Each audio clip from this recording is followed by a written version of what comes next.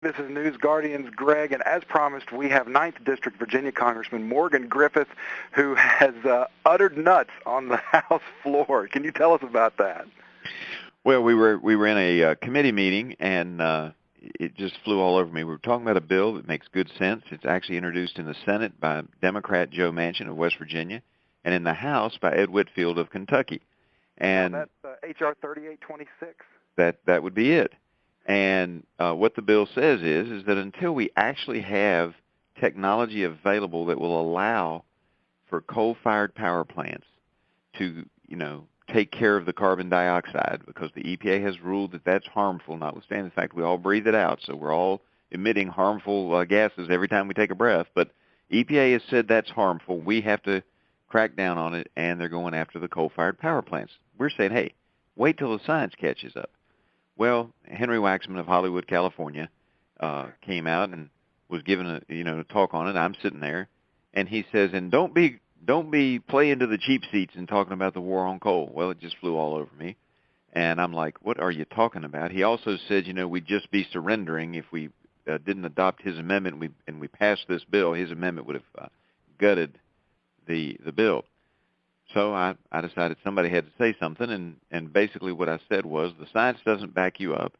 Your district may have lots of people who are rich out there in Hollywood, but my district has people who are struggling to make ends meet and who want to work and who want jobs, and the policies of this administration aren't really based on science. They don't make sense. And, instead of surrendering, I think Chairman Whitfield is like General McAuliffe when the Germans had him surrounded in Bastogne, France, Bastogne, in the Battle of the Bulge, and his response when they said, "You're surrounded, you need to surrender," was nuts.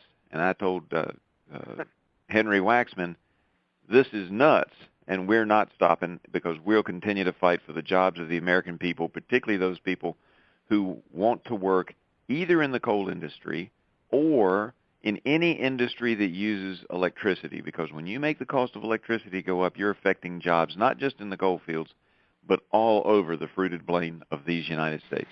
Wow. Now, this is an extremely serious issue that you're addressing, and it's kind of sad that for it to see the light of day, that something humorous actually has to get it interjected into the news, because it should be something that's discussed and talked about in a serious manner until we can reach a proper conclusion to it. Hats off to you for finding a way to get this into public discourse in a serious way, because we really are enjoying seeing the issue itself talked about, and of course the statement is rather humorous.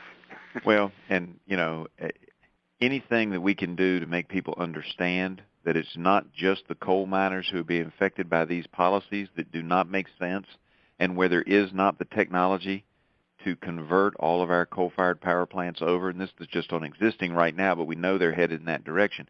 Now, the technology may be there in 5 years, and that's what the bill says. If the technology is truly available, then the EPA can go forward.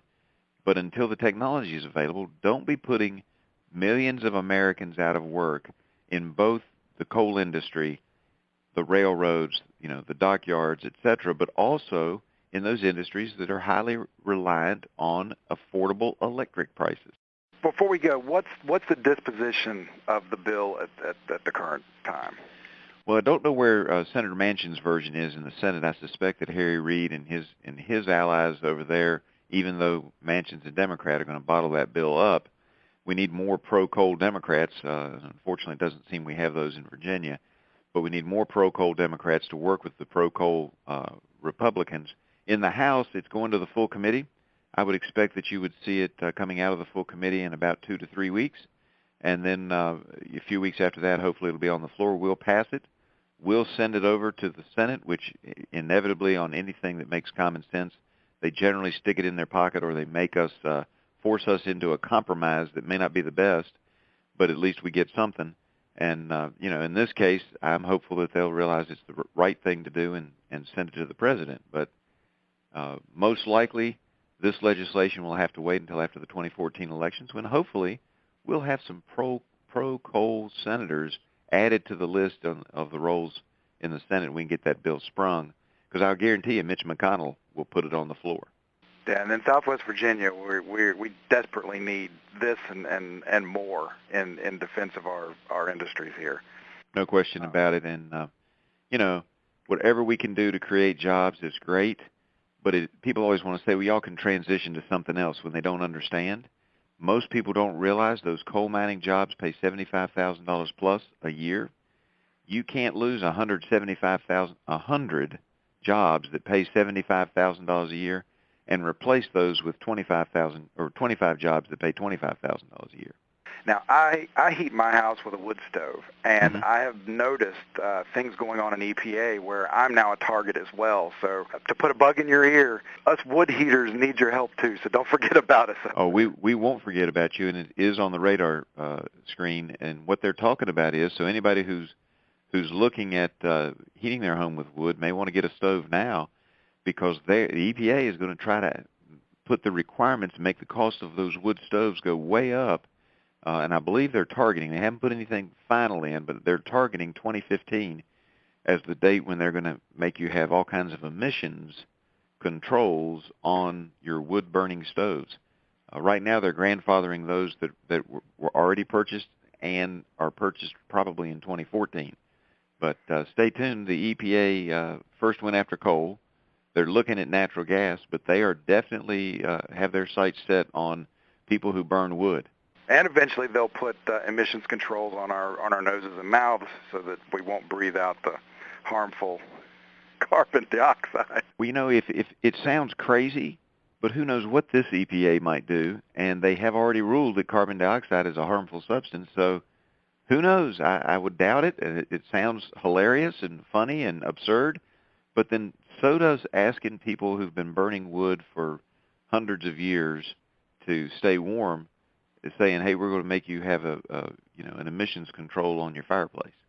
My garden will be petitioning the EPA because the garden plants definitely are in complete opposition to carbon dioxide being a pollutant.